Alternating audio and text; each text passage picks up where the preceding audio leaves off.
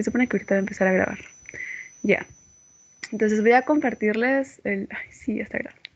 Ya, voy a compartirles la pantalla. Por favor, me confirman si es que lo ven. Voy a compartir toda la pantalla porque no sé cómo se comparte.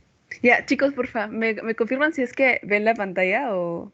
Sí, sí se puede ver. Sí, se Ya, puede ver. genial. Ya. Entonces, en lo que va cargando la pantalla gigante, está la de presentación. El día de hoy vamos a hablar un poco sobre lo que es diagnóstico por imagen. La asesoría número 1 corresponde a lo que son generalidades. Antes de empezar como tal, sí quisiera hacer como que una recomendación. No sé si ustedes son las personas que les gusta imprimir, por ejemplo, los PPTs o las teorías. Con respecto a diagnóstico por imagen, a mí particularmente no me sirvió mucho el hecho de imprimir. Uno, porque casi todas las imágenes son en blanco y negro y pues consume mucha tinta. Y dos, porque la mayoría de rayoncitos o ideas claves o descripción de imágenes que ustedes puedan tener, se me hace más fácil hacerlo, por ejemplo, en un PPT. Entonces, yo lo que hacía cuando llevé diagnóstico por imagen es que en un PPT, aparte de la teoría, ponía las imágenes y en base a las imágenes trataba de describirlas o tal vez la patología que me daban o el examen que me solicitaban.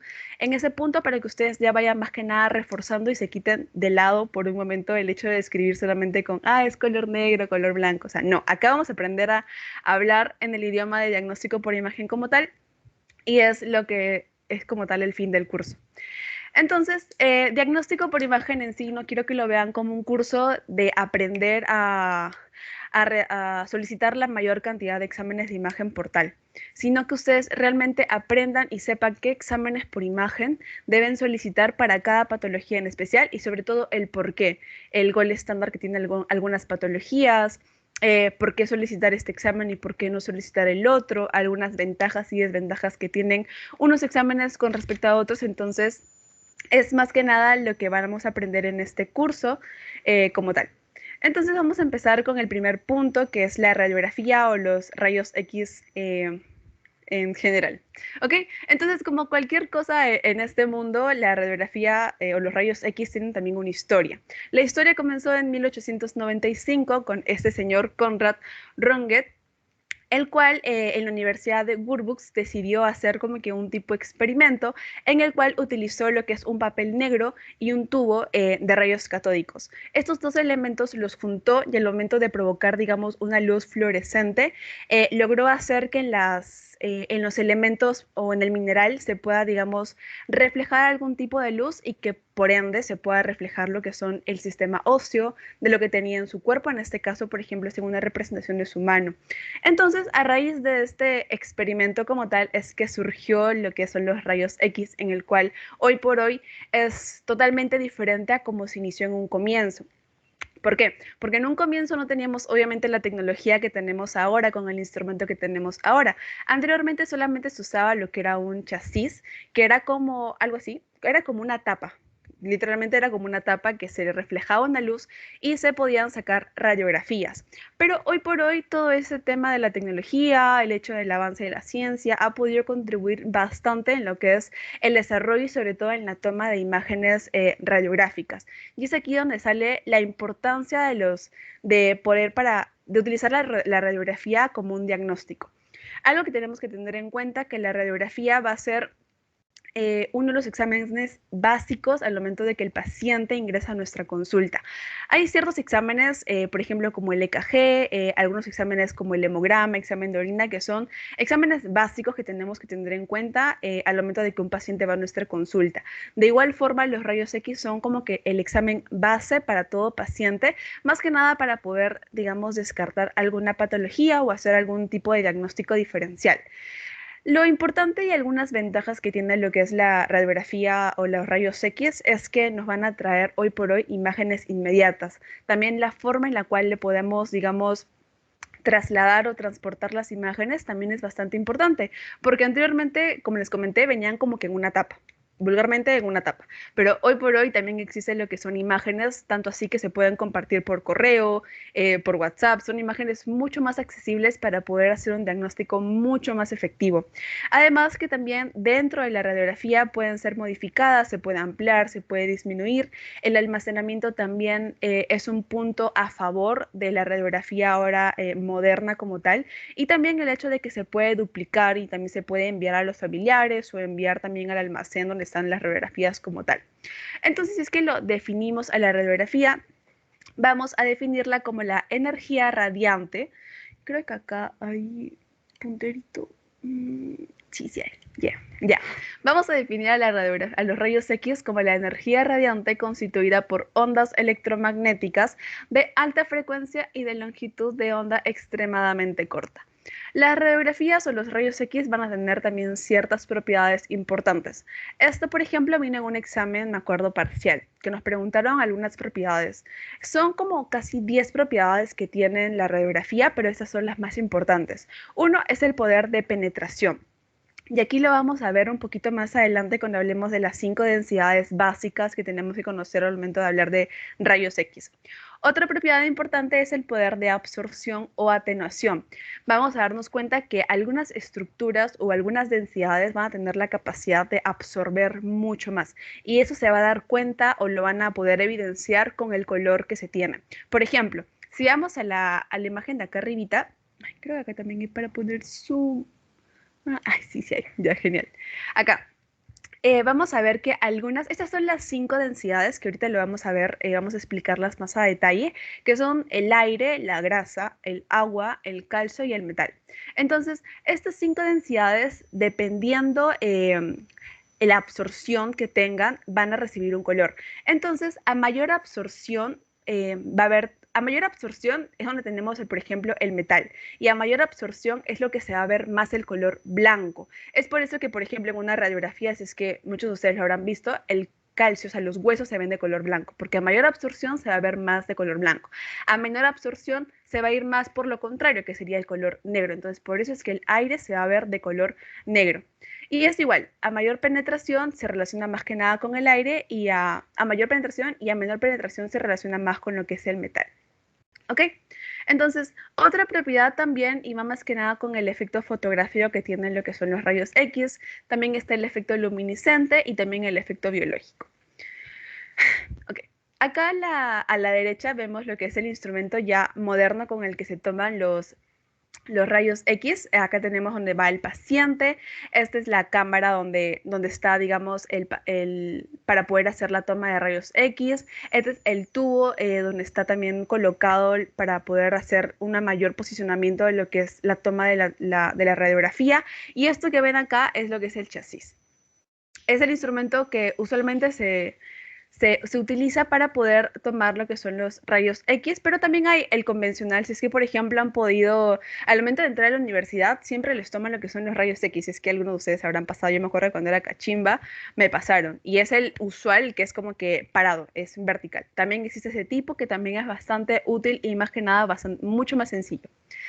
Y para poder empezar a lo que es leer correctamente lo que es una radiografía, y no solamente la radiografía, sino también lo vamos a ver en la resonancia magnética, en la tomografía, entre otros exámenes más, tenemos que aprender que hay ciertos cortes anatómicos. En este caso hay 3 importantes que sí me gustaría que lo aprendan, más que nada para empezar a hablar con propiedad. Entonces, el sagital viene a ser cuando nos cortan como que a la mitad, de forma así, a la mitad.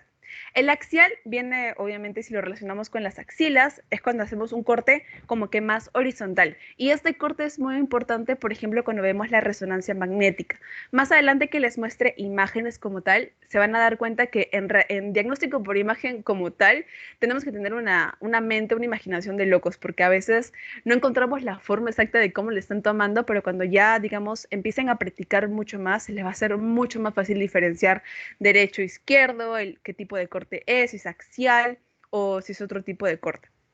¿Ok? Y por último está el corte coronal. El corte coronal yo lo saco como si me estuvieran poniendo una corona. Ya, me así. Me pongo la corona y me lo pongo así. Entonces el corte es como que más paralelo.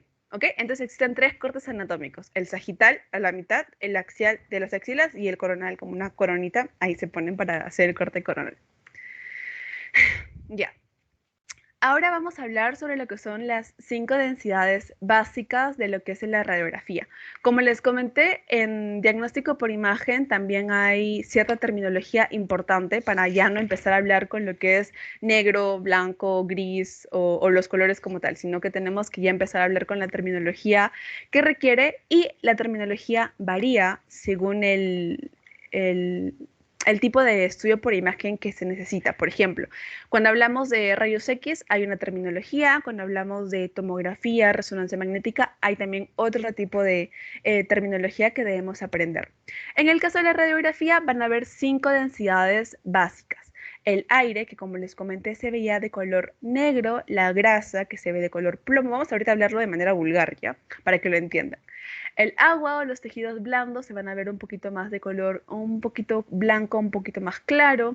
El hueso, miren, acá se ve de dos colores, un color más blanco y en el centro un color más negro. Y el metal se ve un blanco bien, bien brillante. Entonces, aquí es donde vienen ya un poco la terminología.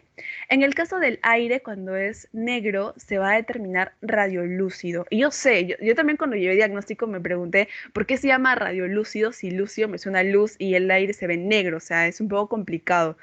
Es por eso que cuando se lo memoricen, yo me lo memorizaba como que al inverso. Si es aire, es negro, y si es negro, lo opuesto sería luz, entonces radio lúcido. Por ende, si lo relacionamos de esta forma, el metal, ¿cómo se vería? Se ve blanco, y si es blanco, lo opuesto a blanco, opaco, radio opaco. ¿Ok? Entonces, por ejemplo, el metal sería radio opaco. En el caso de la grasa, ahí sí no hay ningún tipo de terminología, se va a determinar gris. En el caso del agua, los tejidos blandos, igual se va a ver como que un gris, un blanquecino, no hay una terminología como tal. En el caso del hueso, yo les comenté que había como que dos colores. Uno que era más afuera, que era el blanco, que era radio opaco. Y el negro, lo opuesto, radio lúcido. ¿Ok? Y el metal obviamente se ve blanquísimo, el metal se van a dar cuenta que se ve un blanco mucho más fuerte que se ve el del hueso, el del calcio, entonces va a ser igual un radio opaco.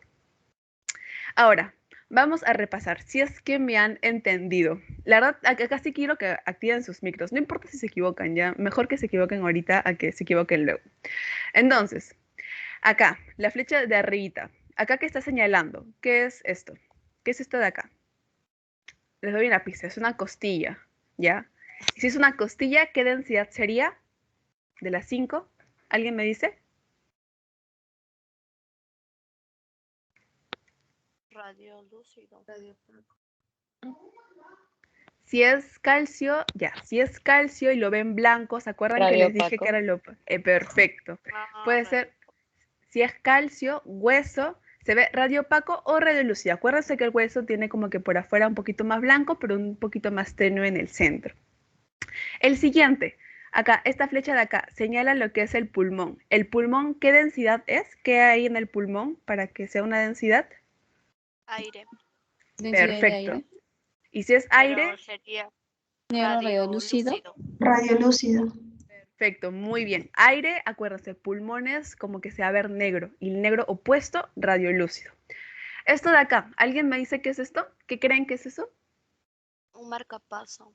Muy bien. Y si es un marcapaso, ¿qué material sería? Densidad de metal. Metal.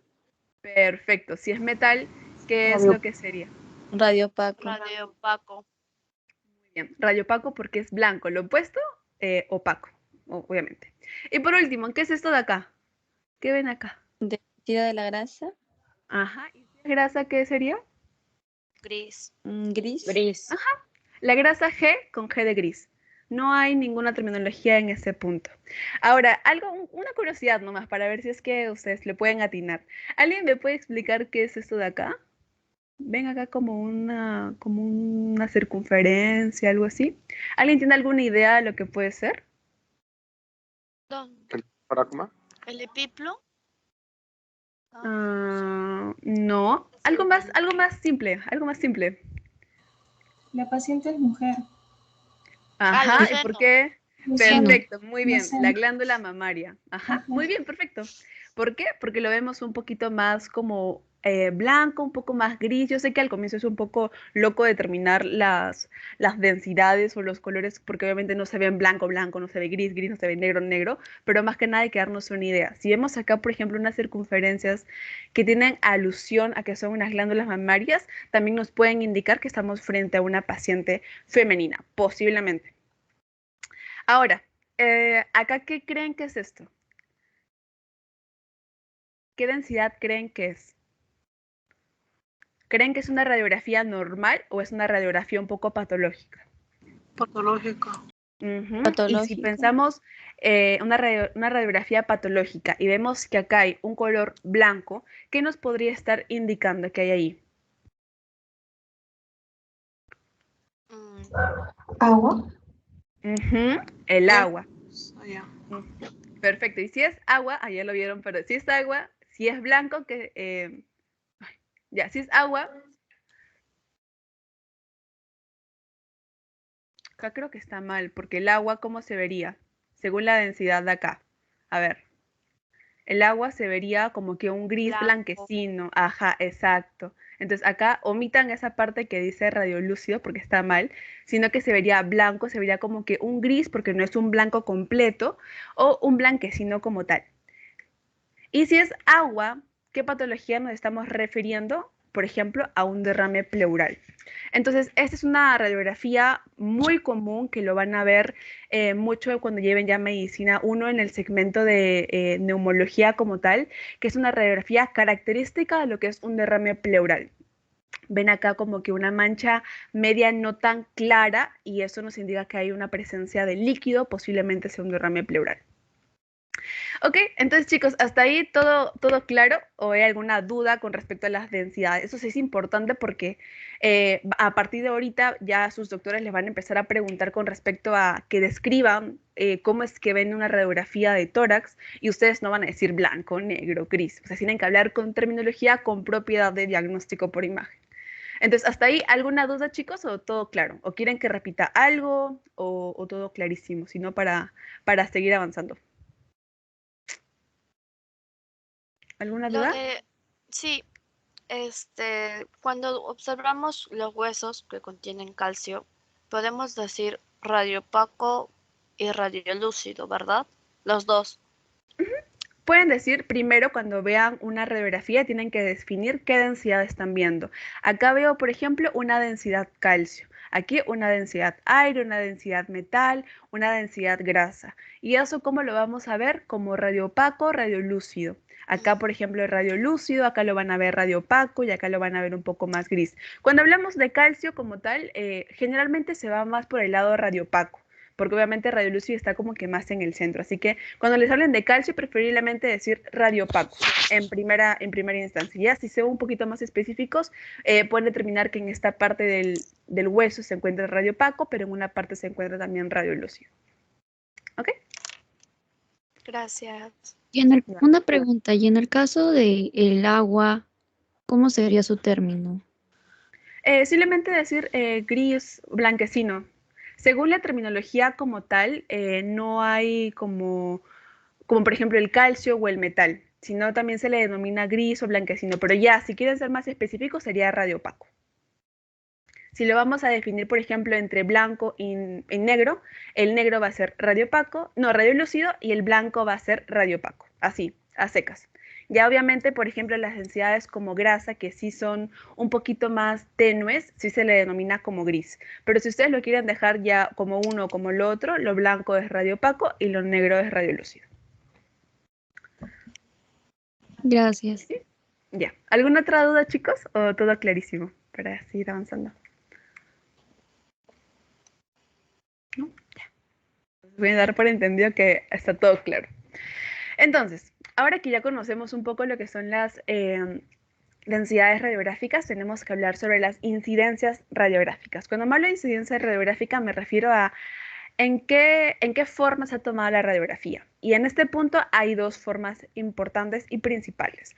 Una que es la póstero-anterior y otra que es la incidencia antero-posterior. Antes de explicarles lo que son cada una de estas, es importante recalcar que cuando uno hace la toma de una radiografía de tórax, es muy importante que siempre sea en inspiración. ¿Por qué? porque es importante que el color, digamos, negro, el color radiolúcido de los pulmones que se llenan de aire esté completamente lleno de aire como tal, para que no haya ningún tipo de borrón o algún tipo de mancha que se pueda ver y que más que nada veamos en su totalidad lo que es el pulmón como tal.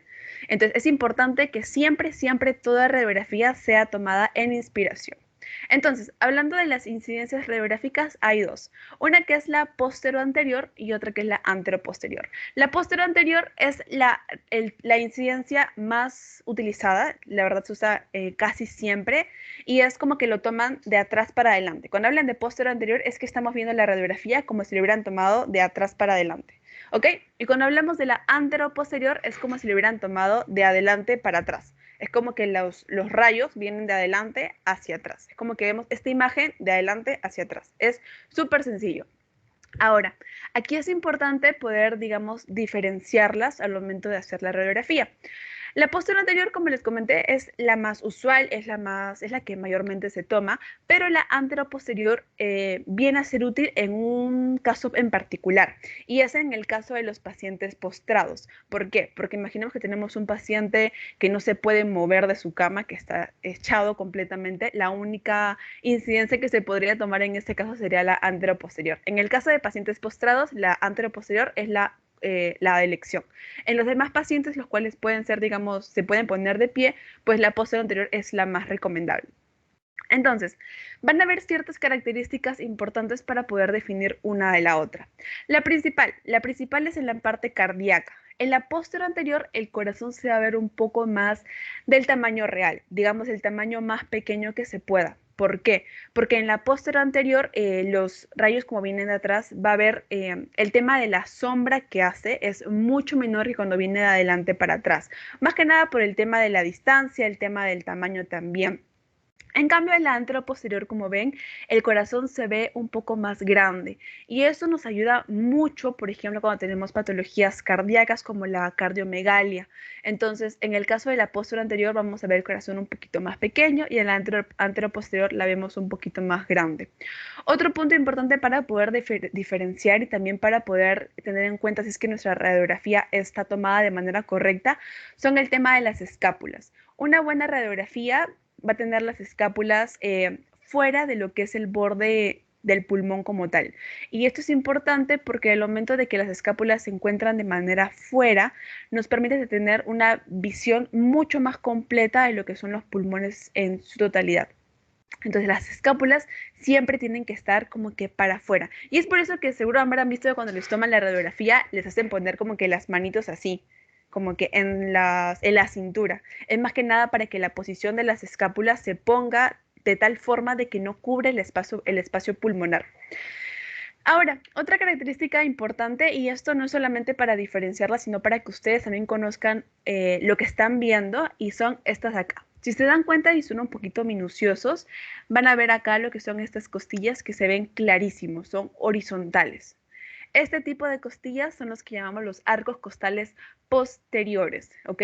Los que están en horizontal son los arcos costales posteriores. Y si ven un poquito más de cerca, en la parte de acá, creo que le puse con flechitas azules, acá ven como que horizontales, esos son los arcos costales anteriores. ¿Ok? Lo voy a hacerle zoom porque sí me importa que aprendan mucho esta parte.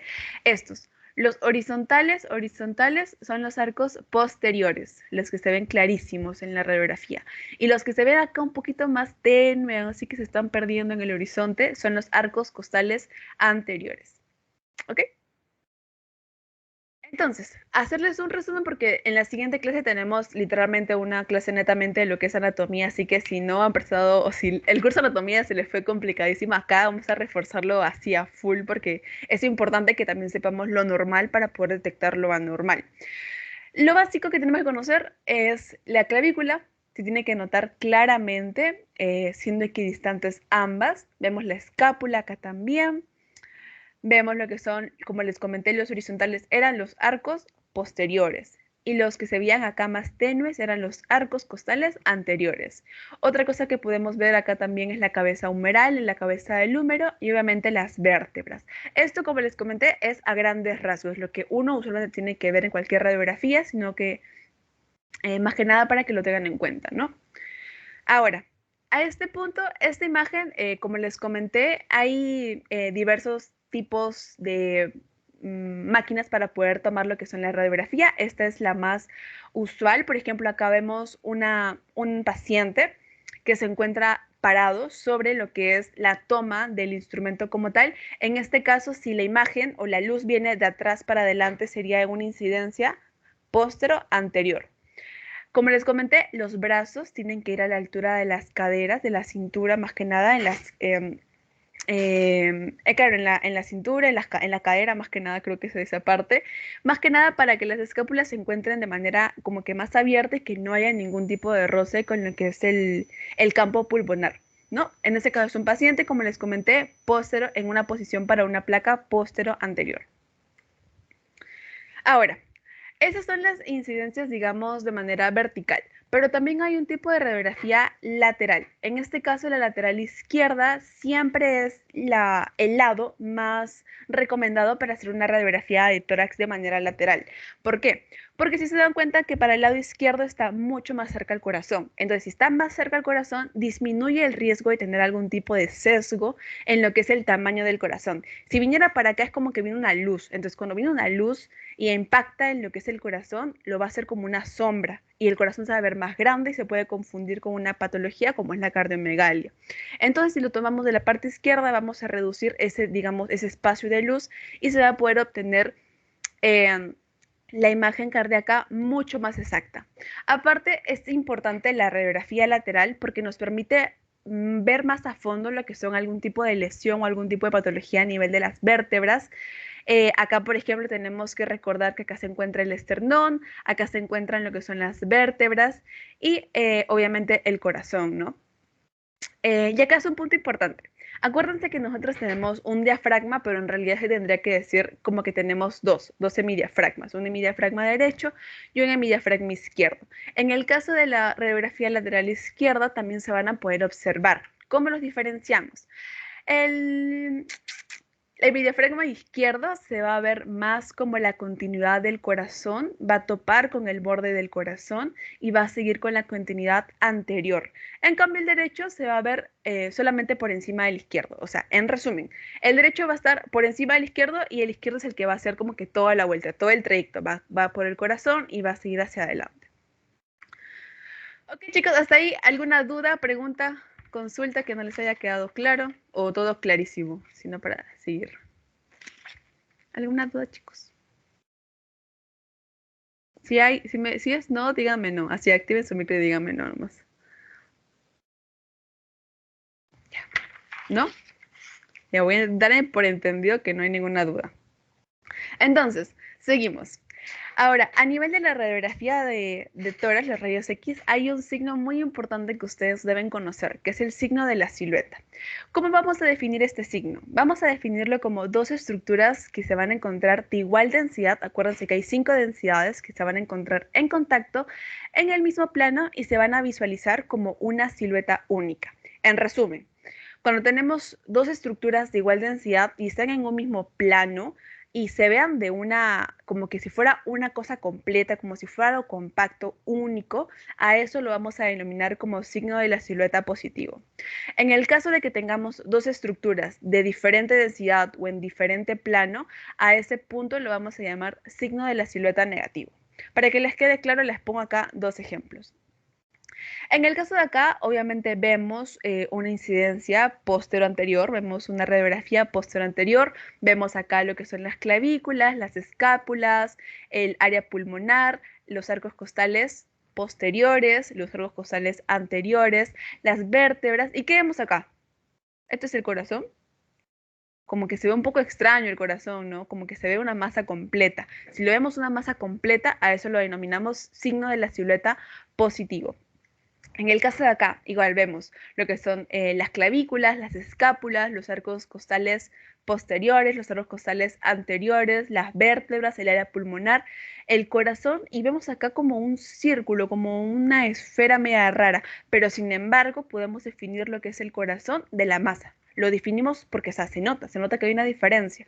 En este caso sería un signo de la silueta negativo. Así de fácil, así de sencillo vamos a poder definir, y esas preguntas del signo de la silueta vienen en sus exámenes parciales, en sus pasitos, en sus prácticas de seminario. Entonces es importante que lo aprendamos a diferenciar. ¿Y qué ven acá? Por ejemplo, lo que les mostré en un inicio, igual, glándulas mamarias. En ese caso sería una radiografía de tórax de incidencia posterior anterior de una paciente femenina que posiblemente presente un diagnóstico de algún tipo de tumor. Ok, entonces hasta ahí, chicos.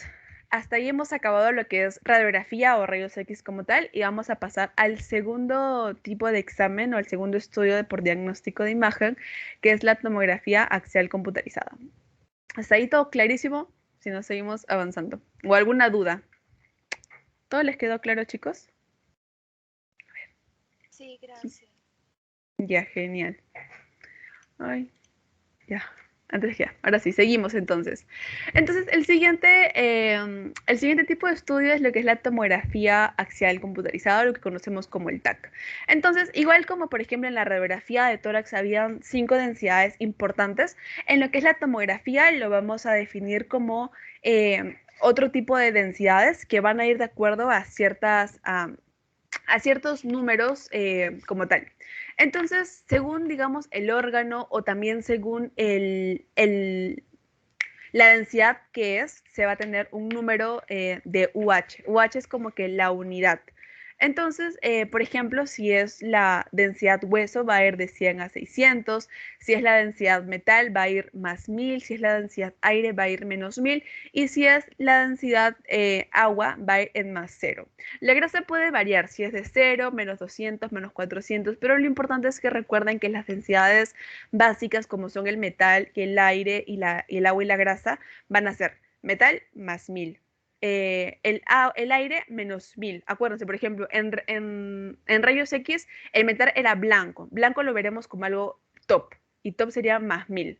El aire, como lo veíamos, como que negro, va a ir mucho más abajo, sería menos 1000. El agua va a ir en más 0 porque digamos como que es algo neutro, y la grasa va a ir dependiendo el lugar o el situado anatómico, que puede ir de 0, menos 200 o menos 400. Entonces, igualmente como en la radiografía de tórax, como cualquier cosa en este mundo tiene una historia de creación. En este caso, el creador de la que es la tomografía axial computarizada es Alfred Housfield, que lo creó en 1972, y esta es, digamos, el instrumento que se usa para más que nada hacer lo que son las tomografías axiales computarizadas. Entonces, hay ciertas ventajas bastante importantes al momento de tener este tipo de estudio como un estudio base para algún tipo de patología. La primera ventaja es que ese tipo de estudio nos permite tener, digamos, diversos cortes de varias partes, como que no es una sola toma, como una sola toma fotográfica como lo era la radiografía de tórax, sino que nos permite tener múltiples cortes anatómicos extensos de gran resolución, a comparación de la radiografía, que era como que una imagen como que más tenue, donde tendríamos que estar a veces como que viendo más detalladamente algunas densidades. En el caso de la tomografía hay una mejor resolución en lo que es imagen. Además, también no hay como que una sobreexposición de órganos, no hay como que a veces, por ejemplo, lo que nos pasaba con el signo de la silueta. En el caso de la tomografía, la posición de cada órgano se ve mucho más definido. Otro punto es que es una rápida adquisición, y también lo que es una fácil interpretación por parte de los doctores como tal. Entonces, igual que los rayos X, hay cierta terminología importante que debemos tener en cuenta. Entonces, en la terminología hablamos igual de lo que es hipodenso, isodenso, hiperdenso. Acá usamos lo que es la terminación denso. En TAC usamos denso. Hipo lo vamos a ver así, como les comenté, blanco es como que el top, blanco arriba. Entonces, si es arriba sería hiperdenso. El hiperdenso nos indica blanco. Y lo contrario, el negro nos indica abajo. El negro está abajo, es hipodenso. E isodenso se determina a lo que es gris u oscuro. Entonces, hipodenso, negro, lo denominaríamos, ¿qué es esto? Sería la cavidad pulmonar. Lo vemos negro. En el caso del hiperdenso, la parte blanca, la parte cálcica. la parte, por ejemplo, las costillas, los huesos como tal. A veces vamos a ver un tono homogéneo, como por ejemplo en esta parte, donde solamente va a haber una tonalidad de gris, por ejemplo, pero a veces van a haber una tonalidad de como que de varios tonos de grises, lo que conocemos como heterogéneo, y se ve, por ejemplo, acá. Vemos como que medio tonos más blanquecinos, más grises, entonces a eso lo vamos a determinar heterogéneo. Simplemente es así. Acuérdense que estas palabritas que quiero que se memoricen es más que nada para empezar a hablar con propiedad al momento de referirnos a algún tipo de imagen o diagnóstico por imagen. Y acuérdense, TAC va con denso, acaban en denso. Y ahí le ponen el prefijo hiper si es blanco, hiperdenso, hipo si es negro, hipodenso, isodenso si es gris oscuro o un gris blanquecino. Ok, eso es lo más fácil de la tomografía, es súper sencillo que lo puedan recordar. Y luego viene lo que es otro estudio que es bastante útil para muchas patologías. La verdad, la ecografía es un gol estándar en varias ocasiones. Y de todas formas, y de igual forma, también tiene su terminología. Acuérdense que siempre el prefijo hiper e hipo va a ir de la mano en toda la terminología que hablemos de diagnóstico por imagen. Entonces, haciendo la analogía de que hiper es blanco, en este caso sería hipercoico. El coico, acuérdense, eco viene como que hipercoico. Así lo saco yo. El anterior era denso. Denso va con tomografía axial computerizada. Hiperdenso. En el caso de eco va con hipercoico. Así, igualito. El hiper blanco, igual. El hipocoico va a lo que es en negro, y el anecoico era más que nada como que en gris, igual que el isoecoico.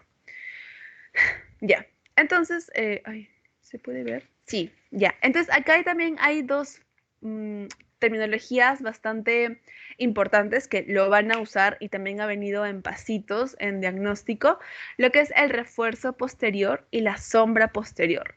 El refuerzo posterior se va a ver de color blanco y va a estar presente en cuando tengamos algún tipo de contenido líquido. En este caso, por ejemplo, esta es una vesícula, en lo cual vamos a ver todo lo que es el contenido líquido, se va a ver como una sombra blanca. Entonces, el refuerzo posterior va enfocado o se va a ver presente cuando tenemos algún tipo de líquido y lo vamos a ver de color blanco.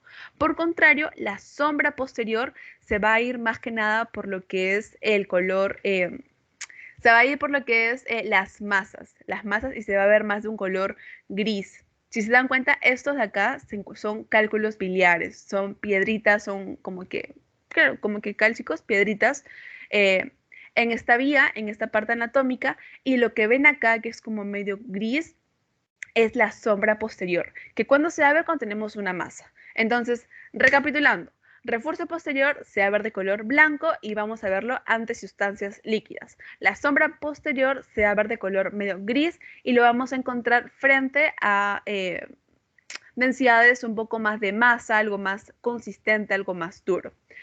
Ok, entonces acá esto lo que conocemos es el ecógrafo. El ecógrafo es el instrumento que se va a utilizar para lo que es la ecografía como tal.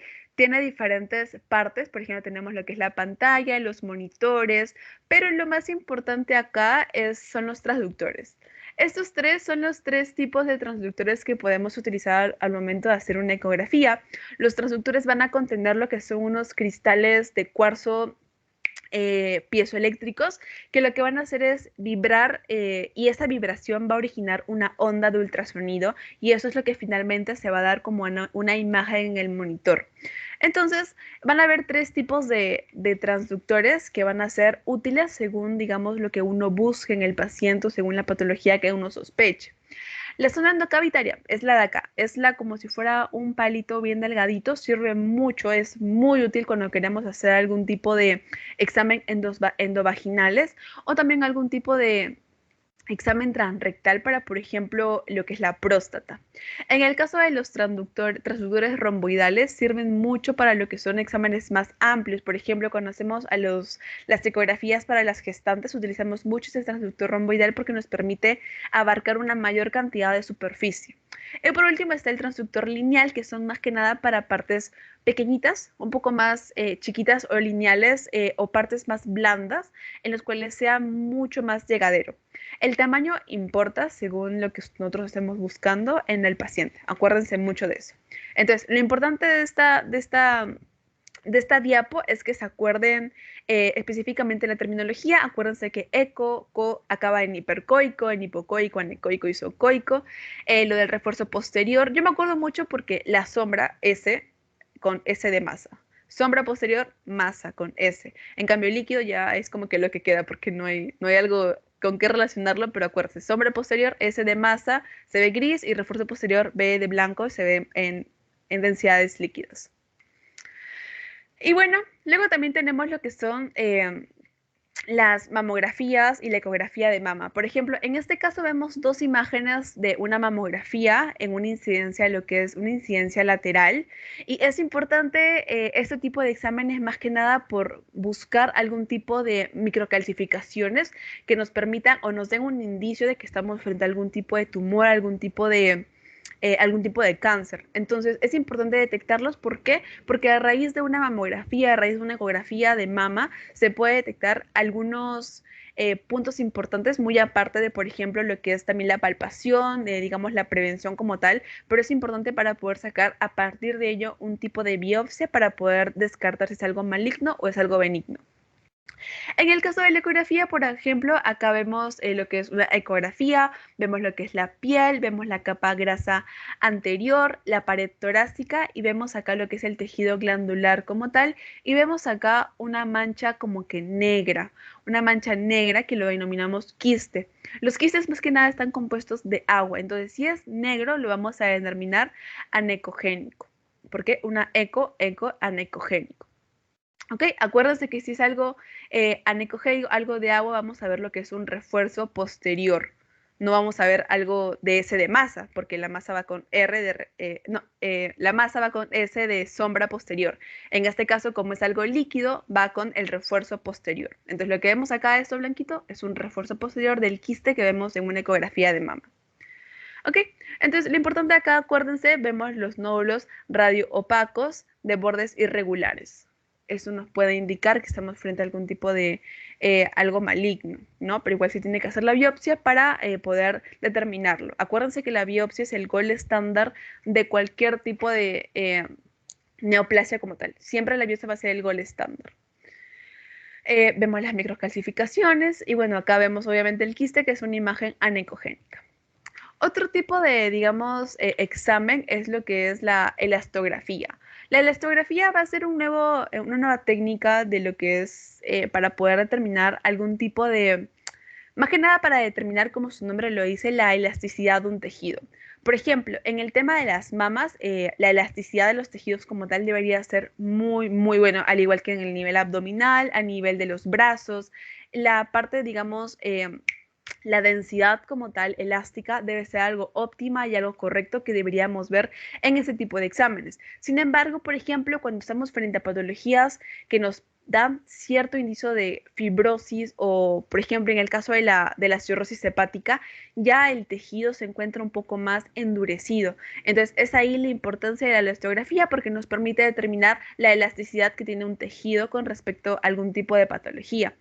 En este caso, la elastografía es importante y es también buena porque tiene bajo costo, son rápidas, no hay ningún tipo de invasión y también son muy accesibles también para los pacientes. ¿Y cómo la vamos a leer? La vamos a leer en tres colores. Uno que es el rojo, donde vamos a ver tejidos blandos. El azul nos va a determinar que hay un tejido duro, un tejido ya un poco más fibrosado, un poco más compacto. Y el verde que nos da una elasticidad media. Entonces, como les comenté, por ejemplo, en este caso es un paciente que tiene un problema, una lesión fibrótica en el hígado, posiblemente sea una lesión cancerosa porque vemos poca flexibilidad. ¿Y cómo es que lo vemos? Por el color azul. El color azul nos indica que es un tejido duro, entonces vemos que está ya un poco más avanzado. Las partes que están rojitas, que es donde está el tejido blando, están muy escasas y el verde, bueno, es como que el tejido que está en esa transición para convertirse en un tejido duro. Ok, entonces chicos, hasta ahí, ¿alguna duda? ¿Algo que quisieran que les repita o todo clarísimo? ¿Alguien? Yo tengo una pregunta. ¿En qué casos se utiliza la elastografía? Por ejemplo, cuando tenemos pacientes que nos indican que están frente a una patología fibrótica, la más común y la que más se suele usar es la cirrosis hepática, en el cual, como saben, es una enfermedad, ya la van a ver cuando lleven en medicina 1, si no me equivoco, en medicina 2, pero es una enfermedad que es muy progresiva, es lenta, es con el pasar de los años y es a causa de que el paciente toma mucho alcohol. Entonces, a causa de que el paciente toma mucho alcohol, el hígado obviamente se va a empezar a degenerar, y conforme pasa el tiempo, ese hígado que digamos, cuando lo ven, si los que lo han visto, por ejemplo, en Grey's Anatomy, ven que es un órgano bien flexible, suavecito, de un color medio rojizo. En un paciente que tiene ya una cirrosis muy avanzada van a ver que ese hígado se encuentra más chiquito, se va a ver como una esponja, pero una esponja más dura. Si es que han visto esas esponjas cuando se endurecen, así por ejemplo en la cocina, igualito. Entonces, en ese caso, para determinar más que nada en qué estadio o en qué nivel de elasticidad se encuentra ese tejido, ese órgano, usamos la elastografía. Más que nada para determinar qué partes del órgano ya se encuentran totalmente duros, totalmente fibrosados y qué partes del órgano tal vez se encuentren un poquito menos y se pueda ver si es que se puede hacer algún tipo de intervención quirúrgica o si es que ya de por sí necesita un tipo de trasplante como tal. Entonces, en esos casos donde, digamos, las enfermedades son degenerativas y generan una fibrosis, un endurecimiento del órgano, del tejido como tal, ahí solicitamos una elastografía para poder determinar la elasticidad del tejido. ¿Sí? Genial. ¿Otra pregunta, chicos? Sí, yo, Kelly, ¿podría repetir, por favor, la terminología de la ecografía y lo que es el refuerzo posterior y la sombra posterior? Sí, sí. Ya. En el tema de la ecografía vamos a tener lo que son cuatro, acuérdense, cuando acaba la terminología, acaba de acabar con ecoico, acuérdense, ecografía, ecoico. Entonces, el hipercoico, igual como lo hemos venido determinando anteriormente, arriba va a ir blanco y abajo va a ir negro. Entonces, si es arriba, va a ir hipercoico. Y si es abajo, va a ir hipocoico. Lo importante es siempre la terminología en todo eso, como la mayor cantidad, digamos, de imágenes se ven en blanco y negro como tal, y muy difícilmente vemos como que un plomito, un blanquecino, ya, si quieren ser más específicos, ponerle blanquecino, gris, lo pueden hacer, pero generalmente y lo importante es que ustedes aprendan a determinar si es hipercoico o hipocoico. Entonces, igual como lo hemos venido haciendo, hipercoico arriba, blanco. Acuérdense, ecoico, ecografía. Y si es hipo, sería negro. Hipoecoico en la parte de ecografía viene a ser lo negro. Anecoico y isocoico también tiene que ver. Se puede determinar, por ejemplo, en anecoico como acá algo gris y el isocoico también como algo gris, pero no es como que se use como tal. El anecoico también se puede determinar como algo negro también, pero más que nada se usa el hipoecoico. Entre el hipoecoico y el anecoico siempre van a haber como que esa unión entre lo que es gris oscuro, gris más oscurito, gris súper mega más oscurito y va a venir lo que es el anecoico. Entonces, acuérdense, hipercoico arriba blanco, anecoico va como que gris oscuro, oscuro, oscuro y el hipocoico igual, gris oscuro, oscuro, oscuro, casi negro. Como les digo, en terminología exacta nunca vamos a tener como tal una porque los colores no son negro, negro, negro, blanco, blanco, blanco, pero es como que para dar un indicio de lo que se pueda determinar como tal. Y el isocoico es igual, la verdad el isocoico es como que más un relleno de que se pueda determinar algo gris. Y con respecto al refuerzo posterior y la sombra posterior, lo vamos a determinar cuando veamos patologías. Por ejemplo, en este caso, en esta ecografía, vemos acá lo que es un quiste, o en unos cálculos, perdón, un quiste no, unos cálculos. Entonces, los cálculos van a ser unas masas. Las masas de por sí van a dejar como que acá un cosito. ¿Ven acá que hay como un cosito medio gris? Medio así, como que gris. Ya. En este caso, si es una masa, exacto, una masa, lo que yo me recuerdo, masa con S de sombra posterior. Vemos una masa, unos cálculos, si es una masa, masa con S de sombra, sombra posterior. Lo que vemos acá es una sombra posterior en el caso de las masas. Por lo contrario, si no vemos masas, si vemos líquido, el líquido va acompañado de lo que es un refuerzo posterior. Y el refuerzo posterior se ve blanco. ¿Ven que todo el borde de acá lo ven como blanco, blanco, blanco, blanco, blanco, blanco, blanco, excepto acá, blanco, blanco? Es porque todo está lleno de líquido y es lo que genera un refuerzo posterior. Entonces, sombra con S de masa, sombra posterior. Refuerzo posterior va con líquido. Ese sería el resumen para que ustedes lo recuerden. Ahora sí, un poquito más claro. Sí, muchas gracias. Ya, genial. ¿Alguna otra duda, chicos? Si no, para seguir avanzando.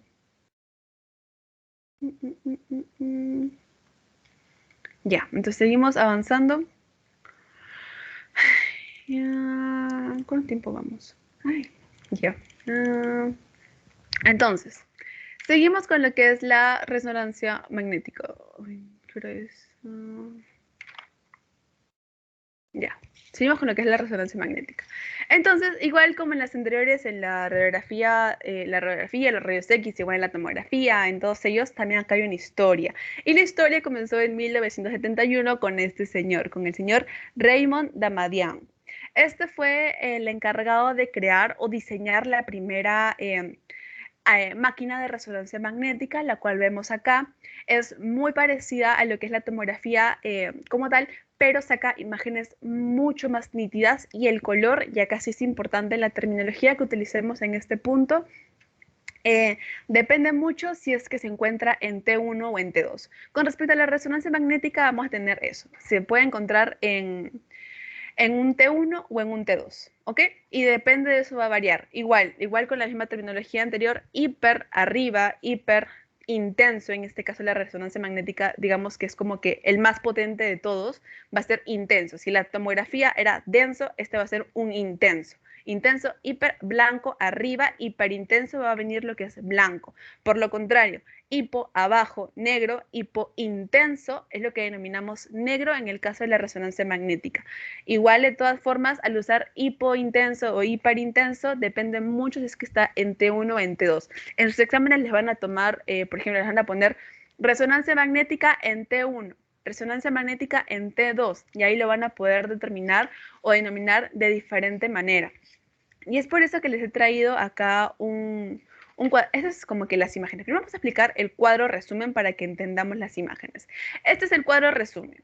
Dependiendo si se encuentra en T1 o en T2, ustedes van a ver que las densidades van a variar en su color. Entonces, en T1 es lo más fácil porque la mayoría de cosas van de acuerdo a su color. Por ejemplo, en T1 la sustancia blanca va de color blanco, la grasa se ve también de color blanco, una hemorragia se ve de color blanco. En T1 el gris, la sustancia gris se va a ver de color gris y los diversos órganos también se van a ver de color gris. Igual, en T1, el negro vamos a ver lo que es el líquido cefalorraquídeo, la orina, algunos tendones, vasos, aires se van a ver de color negro. En el caso del T2, es como que los que están en los extremos van a cruzarse. Por ejemplo, la sustancia blanca que acá en T1 se veía blanco, en T2 se va a ver de color negra. Y por lo contrario, el líquido cefalorraquídeo que se veía de color negro, en la T2 se va a ver de color blanco. Igual que la orina, igual que los quistes, igual que los tumores, se van a ver de color blanco. Por otro lado, lo único que se va a ver de color gris en la T2 es la sustancia gris. Es lo único que no va a cambiar. La sustancia gris va a seguir siendo gris toda su vida. Lo que va a cambiar es la sustancia blanca y el líquido cefalorraquídeo y algunos órganos, pero por el resto va a seguir siendo lo mismo. Entonces, en base a lo que les he explicado, si tenemos una tomografía, una resonancia magnética en T1, esto que ven acá en el centro, si es negro, ¿qué es lo que podrían ustedes pensar que es? Obviamente para anatomía lo pueden sacar, pero si lo ven de color negro, ¿qué es lo que ustedes podrían pensar que es? ¿Alguien? ¿Tienen alguna idea, chicos? ¿Cuál? ¿Qué flecha? La de acá, la de acá, la naranjita. Ya. Ventrículo. Ya, y específicamente, ¿qué hay ahí? ¿Qué se encuentra ahí? ¿Qué se produce ahí? Líquido cefalorraquídeo. Perfecto, el líquido cefalorraquídeo. Y según el cuadro en T1, el líquido cefalorraquídeo se ve de color Negro. Negro. Ajá, muy bien. En T1 el líquido cefalorraquídeo, ¿se acuerdan que estaba en la columna de acá? De la columna de la derecha se encontraba de color negro. Por lo contrario, la siguiente flecha, la flecha que da como que en la parte de acá, en la periferia, que se ve de color ya gris. ¿Qué les dije que siempre era gris? ¿Qué cosa les dije que siempre era gris? La sustancia gris. Perfecto, la sustancia gris. Entonces todo eso se ve igualito, de color gris. Y ahora que veamos, por ejemplo, la T2, igual, la misma flecha. ¿Qué se ve acá? ¿Qué es esto? El líquido cefalorraquídeo. Ajá, y se ve blanco porque está en T2. Perfecto. En T1, acuérdense, el líquido cefalorraquídeo se ve negro y en T2 se ve blanco. Es la mejor forma de diferenciar acá si es que se encuentra en T1 o en T2. De igual forma, acá, por ejemplo, ¿esto qué es? Lo que está en la segunda flecha. ¿Qué es lo que rodea? Si se encuentra blanco, ¿qué puede ser también? Líquido cefalorraquídeo. Muy bien. Porque está entre los meninges. Perfecto, perfecto. Chicos, despiértense, por favor. El líquido cefalorraquídeo. Acá también se encuentra en la periferia. Si se dan cuenta, todo el borde está blanco. Entonces, si es blanco en T2, ¿qué es? Líquido cefalorraquídeo. Este cuadrito de acá es muy importante que se lo aprendan. Y yo siempre voy a tratar en cada clase, esta no porque es la primera clase obviamente, pero en las que vienen, al inicio, antes de empezar con la clase del día que toque, les voy a hacer 3, 4 preguntitas súper sencillas de lo que hicimos la clase pasada para que ustedes puedan reforzar. Entonces, este cuadro sí o sí les voy a volver a preguntar para que se lo memoricen, se lo aprendan, se lo metan en la cabecita porque vienen exámenes y sobre todo viene en su vida normal para que ustedes puedan detectar algún tipo de diferencia al momento de tomar su resonancia magnética. Ok, entonces chicos, hasta ahí alguna pregunta. Ya creo que esta es la última parte chiquita para acabar con la clase del día de hoy. ¿Hasta ahí alguna duda o todo clarísimo?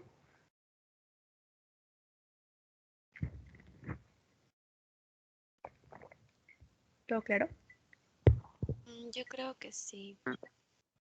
Ya. No sé si podrás ayudarme en mi duda, porque ya es un poco más complicado, como quien dice.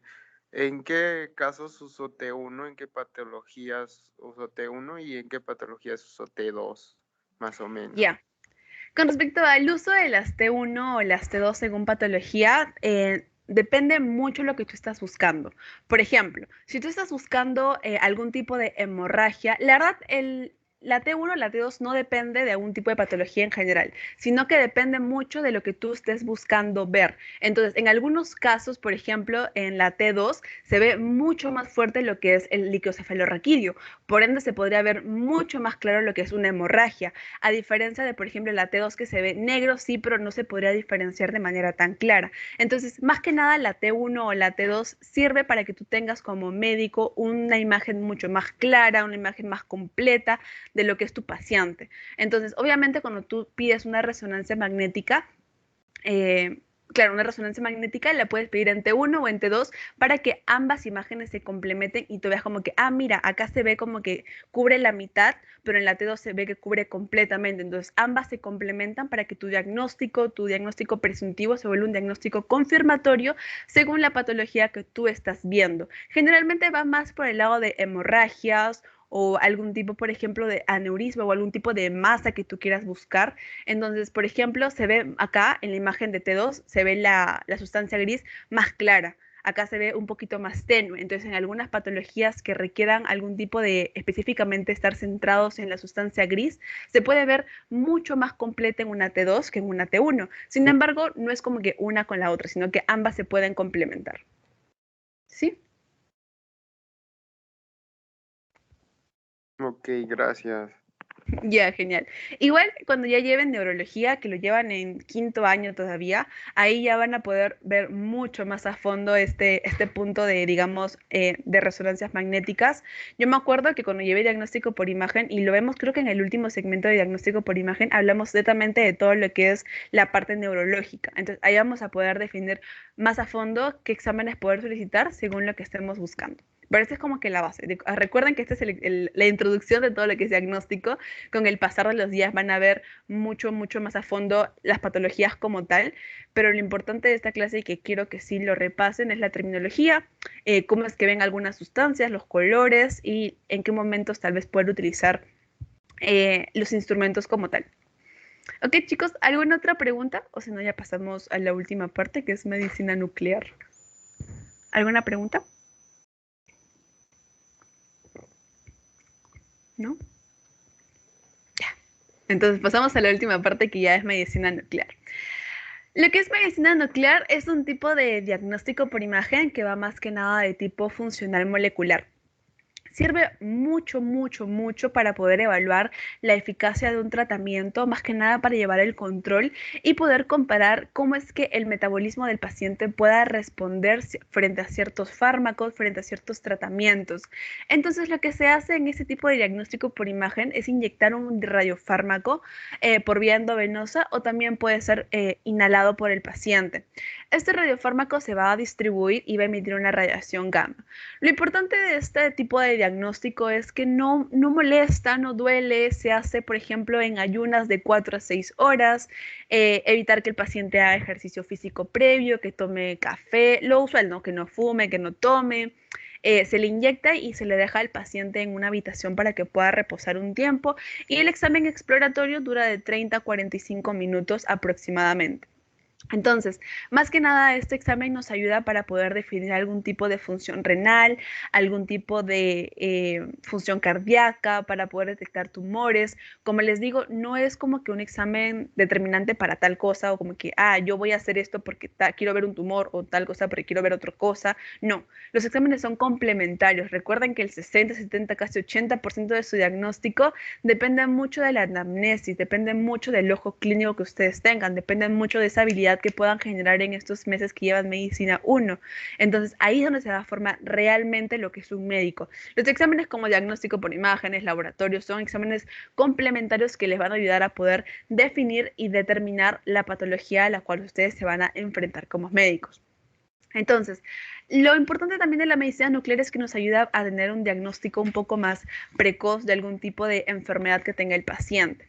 Y por otro lado tenemos lo que es el PET scan, que también pertenece a lo que es la medicina nuclear. La función principal de este diagnóstico por imagen, esa técnica de imagen, es que nos permite evaluar la función de ciertos tejidos y órganos, más que nada con el metabolismo. ¿Por qué? Porque en el caso del cáncer, cuando hay un cáncer ya activo, digamos, hay esas células cancerígenas, esas células de por sí para poder sobrevivir, van a necesitar de glucosa. Y esa glucosa se genera por medio de un metabolismo. Entonces, la forma en la cual el PET scan detecta que hay algún tipo de, por ejemplo, tumor, una tumoración, un cáncer o algo respecto a ello, es mediante este tipo de examen porque detecta el metabolismo que tiene. ¿Y cómo lo usan? Usando este análogo de la glucosa que es el 18-FFDG. Se le pone al paciente y se va a poder determinar en una vista lateral. Por ejemplo, en este caso es un PET scan de forma lateral de, obviamente, las glándulas mamarias, en el cual se puede irradiar acá que hay como un tipo de círculo brillante, diciéndolo vulgarmente, pero en el PET scan significa que hay algún tipo de metabolismo, un tipo de metabolismo un poco extraño porque ahí no debería haber como tal. Entonces, si se le detecta como que ahí se puede dar una sospecha en conjunto con la historia clínica, con los antecedentes, con la sintomatología que tenga el paciente, se puede llegar a la conclusión o al diagnóstico final de que puede tener algún tipo de cáncer de mama, algún tipo de tumoración en esa parte del cuerpo que le está generando un metabolismo que se sacó por el análogo de la glucosa 18-FFDG, que nos da a entender que hay algún tipo de función metabólica en ese punto. Entonces, es posible que a partir de ese examen se solicite una biopsia, porque acuérdense que la biopsia es el gol estándar para poder definir realmente si es cáncer o no, y ya pues se sigue todo el procedimiento del tratamiento, se da el estadiaje, etcétera, etcétera, de cosas que ustedes pueden hacer con respecto al paciente. Sí, entonces esto es ya el último punto de la clase del día de hoy. Entonces, lo importante, como les digo, de la clase de hoy es que se acuerdan, que repasen la terminología de los rayos X, la ecografía, la tomografía, la resonancia, también que conozcan un poco más sobre lo que es el PET scan. No traten de, digamos, tratar de meterse en la cabeza, hago esto por tal enfermedad, hago esto por tal enfermedad. No, háganlo porque vean cuál es la utilidad. Siempre vean la utilidad que tiene en el paciente. No todos los pacientes van a necesitar un tipo de examen diagnóstico como tal. Acuérdense que nosotros tratamos pacientes, tratamos un global, no tratamos una enfermedad como tal. Entonces, esto nos ayuda bastante para conocer más a fondo lo que es una patología o una enfermedad del paciente y nos ayuda más que nada para llegar a un diagnóstico final de la enfermedad. ¿Ok? Entonces, si tienen alguna duda, es el momento antes de su pasito. Les voy a pasar un link de Google Form para que den el pasito. Les voy a dar de 7 a 8 minutos para que puedan dar su pasito. Y luego lo van a corregir junto conmigo para que no tengan ninguna sola duda de lo que ha sido la clase de hoy. Entonces, chicos, ¿tienen alguna duda, consulta antes de pasar a hacer su pasito? Si todo está claro a este punto, van a poner caritas en el chat. Si todo está claro. Al menos quiero si somos como 8.000, no sé cuántos somos ya, pero somos muchos. Si somos al menos, tienen que haber al menos 15 caritas. Sí, el paso es obligatorio para dar su asistencia del día de hoy. Acuérdense igual que el paso no es una nota no es una nota nada de cómo se llama, de la universidad, o sea, es solamente para yo saber en lo que se han equivocado, para poder reforzarlo y para que ustedes se den cuenta en qué puntos, como que ponerle un poquito más de interés. Entonces, ahorita les voy a ir dejando, ya, genial, muchas caritas. Entonces, ahorita les voy a pasar por acá, por el chat, lo que es el post-test. Son con opciones múltiples, chicos, así que no creo que haya muchos problemillas con eso. Entonces, les voy a dar hasta las 11 y 12, creo. Sí, 11 y 12, para que ustedes puedan llenar el post-test. Ay, me avisan si les llegó, plisito. Ya no manden caritas, por favor. Me avisan si es que pueden abrir el post-test. Y tienen hasta las 11 y 12 para hacerlo. Y a las 11 y 12 activo mi cámara para resolver el pajito con ustedes.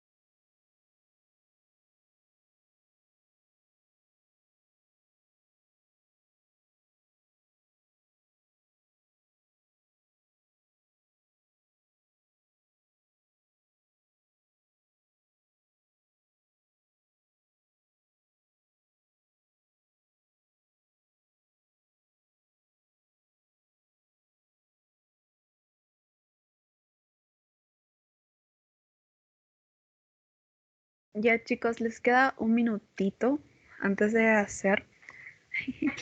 Acá somos, a ver, espérense. Mm, Ya, somos 33 menos 2, 31. Tienen que haber 31. Espérate, Pachi, sigue. No, creo que no. Ya, tiene que haber 31 respuestas. Acuérdense que eso más que nada es para su asistencia. Entonces, si es que no hacen el post-test, no les va a contar como asistencia. Entonces, vamos a ir resolviendo pasito a pasito lo que les puse. ¿Ok? Entonces, en la primera pregunta, hablamos, según la terminología empleada en la tomografía, ¿cómo se denomina el tono negro? Como les había dicho, abajo, hipo significa negro, entonces descartamos la B, descartamos la D. Radiolúcido no puede ser porque acuérdese, radio viene de rayos X, acá te piden una tomografía. Entonces estamos entre dos, puede ser hipodenso o hipointenso. Acuérdense, cuando es tomografía solamente es denso. La resonancia, no sé si le suena como que tomo y luego resonancia más como que algo completo, algo más grande, la resonancia sería algo más intenso. Entonces, si es una tomografía, sería un poquito menos, una hipointenso, sería hipointenso. El tono negro es hipointenso, acuérdense. En la segunda había una imagen. Esta.